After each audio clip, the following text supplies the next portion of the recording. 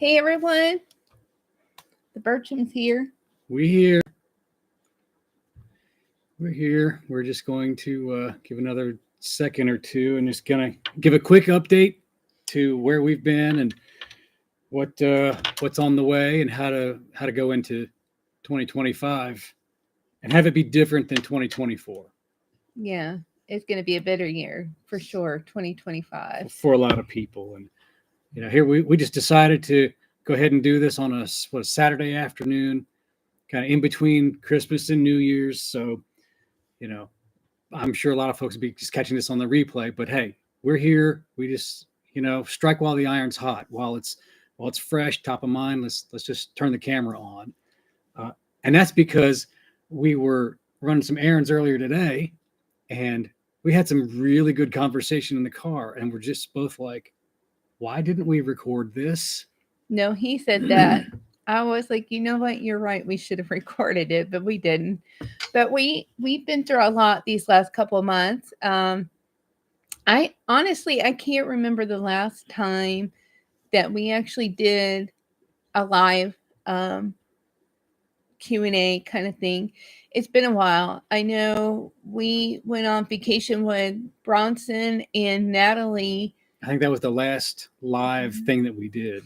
And that was back in Labor Day weekend. And then not even a few weeks after that, the hurricane hit us. And oh yeah, we had a hurricane. Oh yeah, the hurricane was something else. I'll tell you what, that really put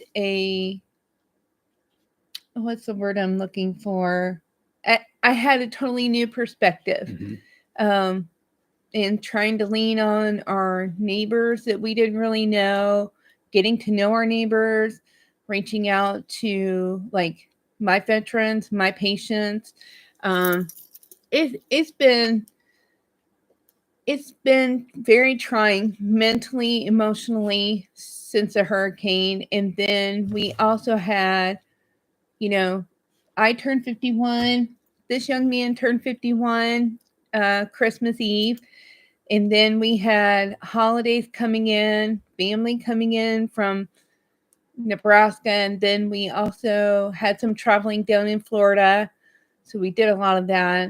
And of course, our children, because they age from 29 to 11, we've just had a lot going on since then. So we haven't been like, I haven't been mentally available to do this. So I'm trying to make some changes and get back into that. It's been a little busy, a little bit. So, but. So that's kind of where we've been. We have a cheat sheet. Yeah, we do. So, one of the things, some of the new perspective or rekindled perspective was also how do natural disasters, how does holiday chaos, how does all that play into your mental perspective, and how does that affect your nutrition, your activity, your sleep? Because everything, they all work together. They either feed off of one another or they enhance one another. And and we've experienced both. So it's been interesting, to say the least. It has. But let's start off with something simple. People try to do the right thing. They want to change how they eat. They want to, we got a new year coming, and I'm not going to start now. I'm going to wait until January 1st or 2nd or 5th or August. I want to start, trying to do the right thing. So a lot of people will go and get keto-fied products or keto recipes, and you really need to pay attention. I'm not a big fan of keto-fied recipes per se, or the lookalike recipes. And keto products, I'm very, very picky with those. Case in point, it was a little crazy yesterday, and we're like, we've done a lot of cooking the last couple of weeks. Let's just pick up something simple. And she had a hankering for some pizza. So this one, cauliflower pizza. This one, cauliflower crust. And this one. So it just FYI, we don't normally we normally make our own pizza. Not, or I mean, She's got a focaccia bread, keto focaccia bread recipe that's great for focaccia bread, and it's an amazing deep dish pizza crust. so I decided, you know what? I've worked this week. It's been busy. It's been crazy. So the girls in You're were like, blocking my face. sorry.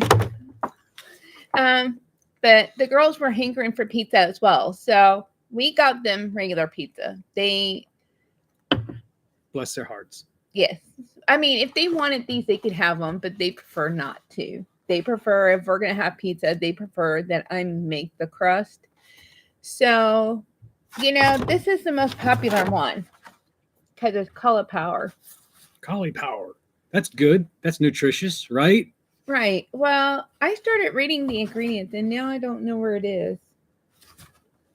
Oh, a whole list. Yeah, Y'all, a whole list. The smallest print possible. And I was like, it really can't be that bad. Like, I thought cauliflower crust was going to be like cauliflower, maybe some coconut flour, almond flour, something like that. No. As a matter of fact, it has brown rice flour, it has white rice flour, it's got cornstarch, tapioca starch, vegetable oil. I was like, what? And I'll have y'all know, I do not like this pizza. I don't care for this one. Now, the pepperoni's fine. The uncured pepperoni was fine, and we enjoyed that part of it. But what's your perspective? That was a very meh pizza. So I don't recommend that. If you're going to be on a keto, it has so many ingredients in the crust, and none of it is really, It's not good. No, So it's not. what's that one? This one is better than the other one because the first ingredient is cauliflower and cheese and rice flour, tapioca starch, rice starch, egg white. So this is better. And we actually did like the flavor of it. Yeah, well, it was pretty good. It was pretty good. And the reason why we liked that one is because it actually had, the crust had a lot of seasoning in it, and so it tasted better in my opinion. Right, but it still has some things in here: some rice flour, tapioca starch, rice starch. So a few other things. So less horrible, but not great. Now this one, we like this one. This one tasted pretty good. This was an almond flour crust. That browned up really nicely. I will say using a pizza stone is probably the best way to go if you're going to do like pizza. The stone is the better version in my opinion, because it allowed you to have a crunch to it. Yeah, crunch factor. It heats more evenly. Yes, it does. So the ingredients on this is pretty straightforward. I will say it says eggs is the first ingredient, almond flour, arrowroot flour, cassava flour, organic coconut milk, extra virgin olive oil, coconut oil, psyllium husk, lemon juice, sea salt, apple cider vinegar, and honey was the last ingredient. So this browned up really nicely. The meat was really good. I didn't have any issues with that. I really enjoyed that pizza out of all of them. I will say they all were ranging from $9.49 to I think it was $11.99 between those three pizzas each. So and you don't get very much. It's not a big pizza. No, and the other reason why I bought three was because one had sausage, the other had pepperoni, and then one had cheese. And I was trying to figure out, if we're ever having a day where we just are like, let's just throw a pizza in the oven and call it a day. Right. Now we have a better idea. Now, here's the rest of the story. Some more interesting news. So the worst the most bad. Serving size is half a pizza. So I guess if you're trying to not overdo it, half a pizza, okay, sure, 2 slices. Total carbohydrates on this one for half of the pizza is 46 grams of carbohydrates. So right there, if you're trying to stay keto, half of this, you're done for the day. Everything else is just going to be protein and fat. No other carbohydrates. And it's got the worst ingredients. Now, let's see what Milton says. Again, half a pizza, carbohydrates. Oh, this one's way better at 33. So for the whole thing would be 66. So you're still over if you're trying to just stay keto, not ketovore, not anything more than that. So a little bit better ingredients, a little bit lower on carbohydrates. Still, unless you're in a real pinch, don't recommend. I will say that Melton's pizza, the crust is good because it has a lot of flavor in it, and I did enjoy the crust. So, but then again, because you have to consider cost, you've got to consider ingredients, you've got to consider prep time, you got to consider the macros, you got to look at everything kind of from a holistic point of view, even the food that you eat. So this one, which was probably, I'd say, our favorite, the almond flour, again, half a pizza is the serving size, and you're still at 34 carbs. So that's one more than the last one, but the ingredients are a little bit better. So kind of a wash. So what does that mean? We're not recommending any of those, but just use your head. Learn how to read labels. Learn how to read what the ingredients actually are. And is there a lot of fiber in those? No, not really. So fiber can kind of lock up some of the carbohydrates, so you'll pass them and not ingest them and process them. But come on, I'd say, looking at net carbs and trying to do all the math, just look at total carbs, and you'll be much better off, much simpler. The best thing would be, how about this? Make your own, so you know exactly what's in it. It's going to be a bread-like product, a pizza crust, so it's going to have some carbohydrates in it. Be aware of that. Know what you're doing, but also know what's in it. You'll know exactly what's in it. Well, and the other thing too is you don't have to make the bread for the pizza. You could just do pizza in a bowl. Yeah, pizza in a bowl. I mean, we've done that many times, where we'll just do everything in a bowl and heat it up, and that's really good. Or if you prefer to do that, or you could take a low carb tortilla and do that, and that has lower carbs. I mean, tortillas are tortillas, whether they're low carb or not. It just, it bad depends. Or less bad, right? So, but when we do pizza, we usually do like a focaccia kind of bread, or homemade. So, but just to give you insight, I'm not always the greatest at keeping my carbs down low. I have moments where I don't, especially since the hurricane, and that's not an excuse. It's just I noticed that I have a tendency to lean towards other things, but I'm slowly tracking back to where I want to be. So, right. And you realize that, and you start making steps towards that as soon as you realize it, which is one of the bigger topics we wanted to kind of touch on today. Right. And the reason why we bring that up is because I have noticed since the hurricane, I have not gone to my chiropractor.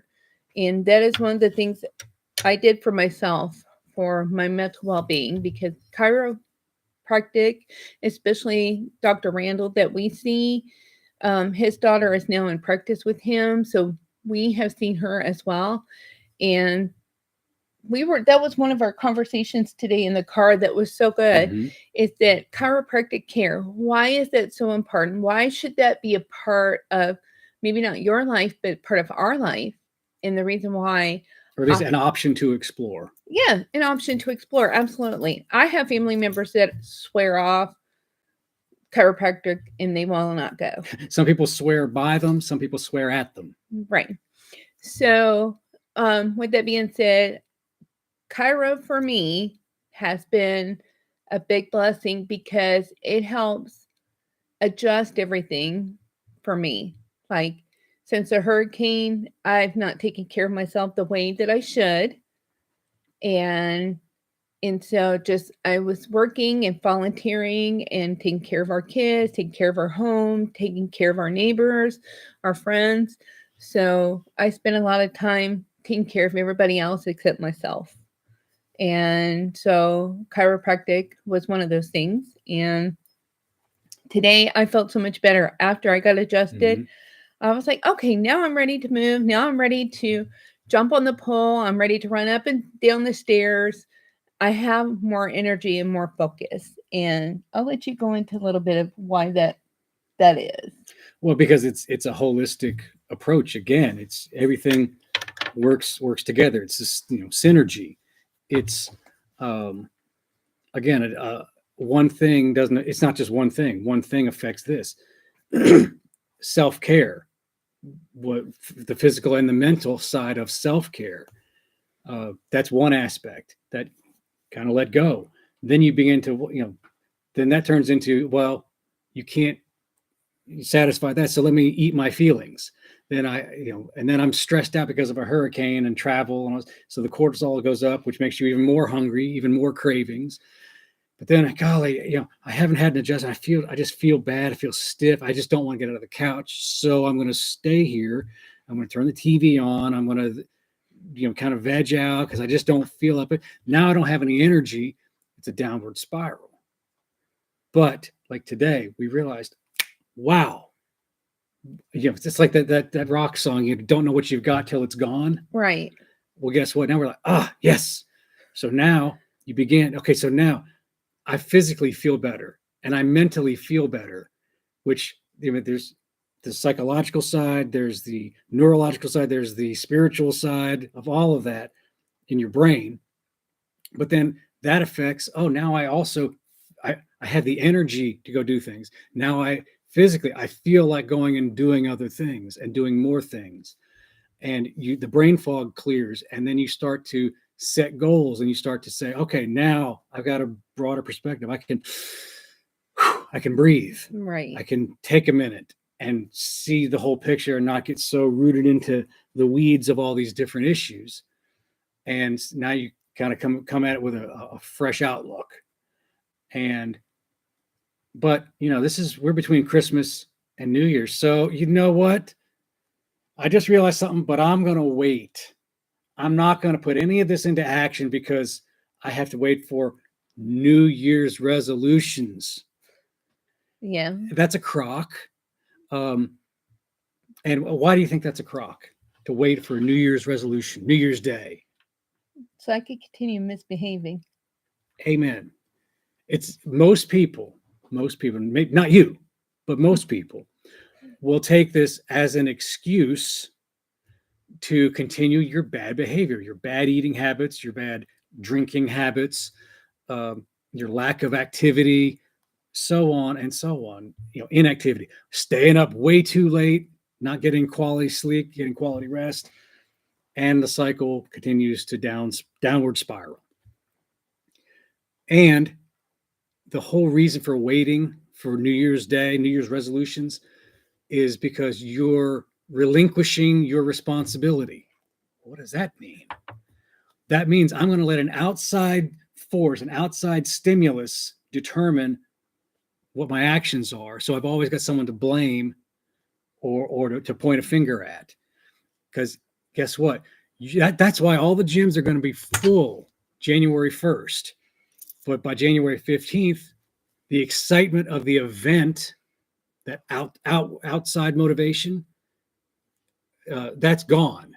That's why January 15th, it's like a ghost town in most gyms. Contrast that with, we made a decision to do something. We realized X, we realized this. And rather than wait for an event, I'm going to say, no, I realize this today. I'm going to make the personal decision. I'm not going to relinquish it to an event that's coming up. Make a personal decision to make that change and start implementing it now. Now, that's well and good. And I believe that's a proper approach. Now, here's the next downfall that I see with a lot of people. And I've done this multiple times myself. When you decide properly, I'm making a decision to do this. So now I've got to do all the things right now.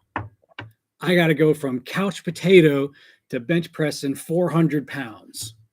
I've got to go from couch potato to running the Boston Marathon next week. I'm just trying to prove I could do it. And yeah, good luck with that. No, stair step your goals. Start with one thing. What's one actionable thing you can do today?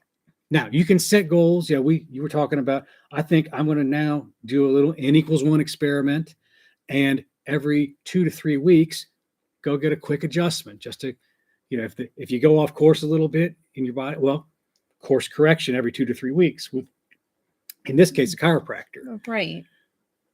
But that's 2 or 3 weeks out. And I asked her the question, what can you do today? It could be one thing. What can you do today to make a step forward, a baby step forward if it has to be? Here's an example. Someone says, I want to, get back into a good self-help reading program. I want to read some. Don't try to read, 15 books in the next 2 weeks, because you won't remember any of it. I promise you. Ask me how I know. But can you read 10 pages of a book that's going to help you? Right. Or a paragraph. Some people like me, I love to read, but I get interrupted so many times. So if I could just read a paragraph and close it and move on, then I'm happy. Then I don't feel like I've neglected or messed up. But find what works for you. It may be 10 pages. It may be 1 page. It may be 1 paragraph. You just kind of have to figure out what works for you. And you might be most day, fit it in somewhere. For me, it's a lot of times I do some devotional time in the mornings, but at night before I go to bed, it's usually when I'm going to do some more reading. And some nights that's great. Some nights I'll read a little bit and I'll wake up 2 hours later with the book on my chest. But here's my point. Get into a habit of that, of whatever. We're talking about books because it's a simple analogy, simple example.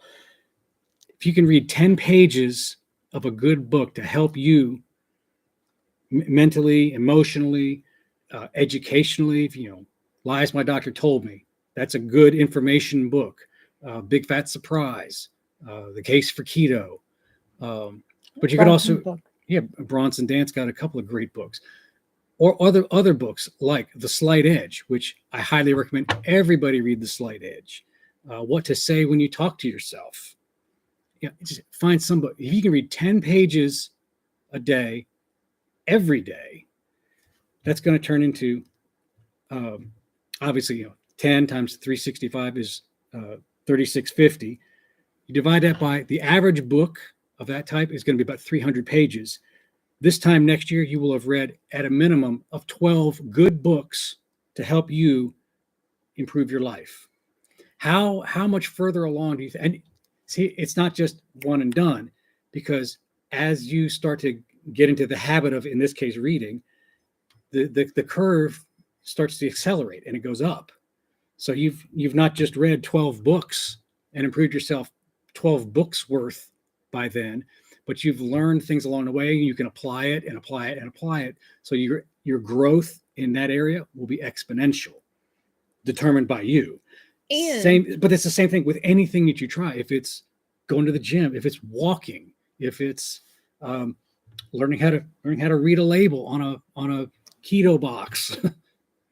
And the other thing too is, if you're not a reader, you can always do Audible.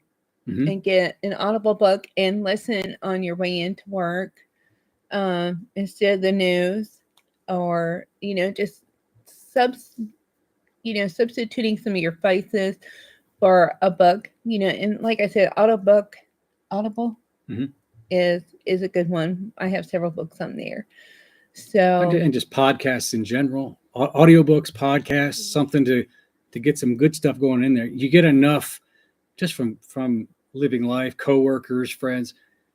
If something catastrophic happens, something bad happens in the news, someone will tell you.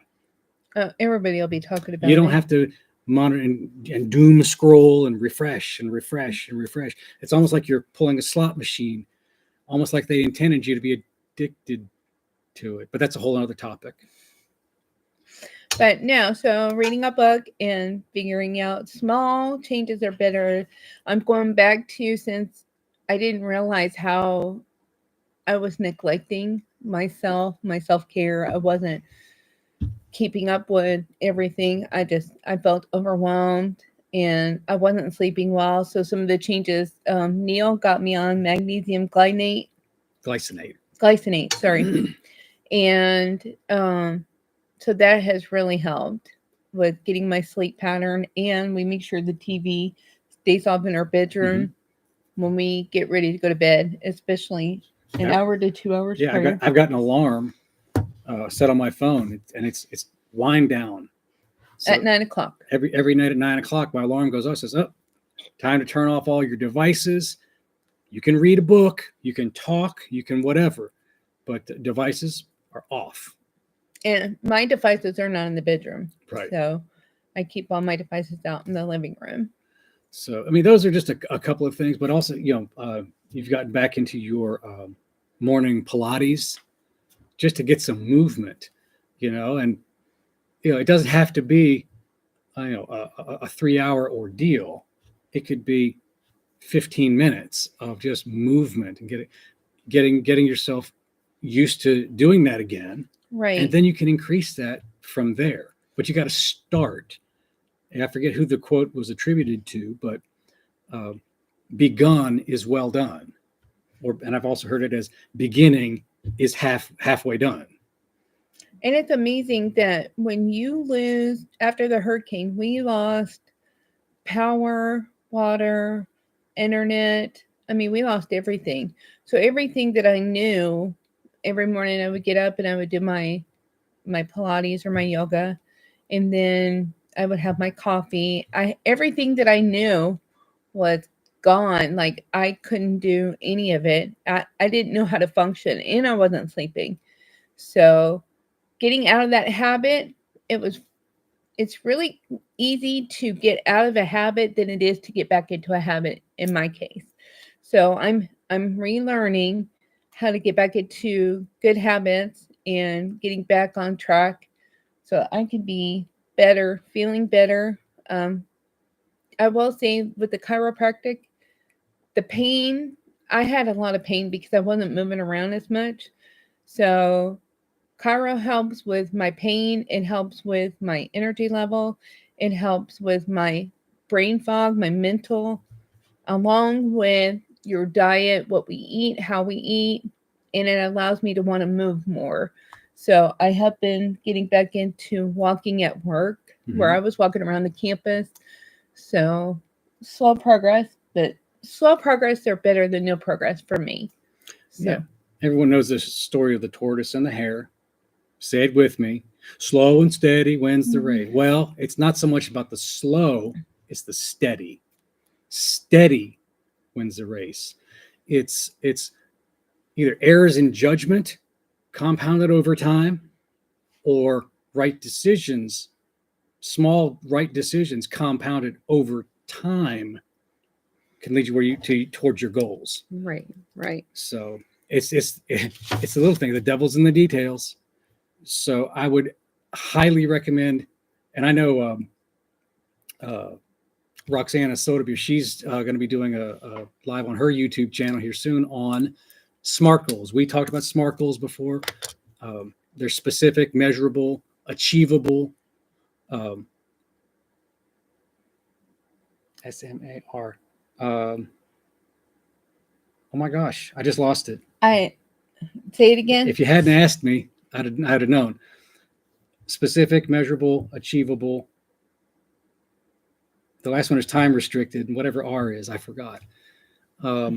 Nonetheless, have goals set up. Have goals that, you've made a decision on whatever. Whenever you make that, right then decide, what's my short-term goal? What's my midterm goal? Maybe 3 to 6 months. What's my long-term goal a year from now? And then you just reverse engineer it into all the way back down to a simple daily habit of, whatever. I can eat dinner and go sit on the couch, or I can eat dinner and go for a 15-minute walk. And if is that going to make or break your life if you do that or don't do it tonight? No. Will it over time make a big difference? Absolutely. Absolutely. It's those simple decisions compounded over time. And I'm writing some stuff now for a short video. I did a little bit of a short article. I'm going to kind of expand on that on basic consistency is boring. Yes, it is. But consistency is steady is what wins the race. Absolutely. So Absolutely. even if things are boring, they say nothing, nothing worth having comes easy. Well, if I got to be a little bit bored with some routines that I have to set up until they just become second nature, then you don't think about them being boring. You just do them. Right. It's a short time frame between establishing a habit and then having it be second nature. So food for thought on that. But yeah, master the mundane, and then that's just how you'll live your life with a whole lot more attention to what really matters. So anyway, anything we missed? Yeah, everything works together. Your sleep and your rest affects your mental, attentiveness, which affects your diet choices, which affects your energy level, which affects your activity, which they all affect each other. Yep. So just be aware of that and make decisions appropriately. Don't wait for any outside force, any outside motivation. If you get that little tug on the inside of you, act on it. Absolutely. There's no Act reason on to wait. I mean, why not? Just go ahead. Something simple as I'm gonna walk to the mailbox today. Or my goal is to walk to the end of the neighborhood or the end of the block. Well, go ahead and start today. Walk to the mailbox and back. And then you can check it off. And then, just slow in progress. I'm having to start all over again as far as my walking and my Pilates, because I have not been doing it consistently on the daily basis. And so, and Chiro is part of that. I'll get done every 2 or 3 weeks, and that will help with my energy flow. But chiropractic helps with the nerve circulation too for me. Right. Because it all works together. So, but if you guys have any questions, any concerns, let us know. I know I've been absent for quite a few months. It's been a little chaotic, but here we are. We're back. We're charging into 25. So if you need anything, reach out to us. And if you got questions, drop them in the comments. And if you have other suggestions for maybe some other topics that are kind of burning on your mind, drop it in the comments. Send us a direct message, and we'll do what we can to help you out. Anyway, with that, we may or may not see you between now and the new year. So happy New Year. Happy New Year, y'all. And we will see you soon.